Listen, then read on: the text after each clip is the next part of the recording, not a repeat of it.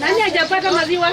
Nani? Oh, wangapi? Wakati walisikia kuna maziwa Mumbuni Primary, private schools, watoto wanaanza kutoka huko wanakuja hapa. As we talk now, I have a population of 137 pupils from 90 in January.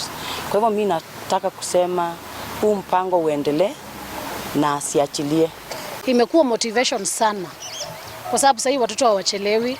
Wakikumbuka kuna maziwa asubuhi shule, wanakuja wakiwa wamechangamka yao yote. Kwa hivyo kwa gavana wetu tunakushukuru. Huu mradi uendelee. Huu mpango umefanya enrollment ya watoto wetu ikaenda juu. Tukianza mpango wa maziwa na chakula, tulikuwa na idadi au population ya watoto 37,000.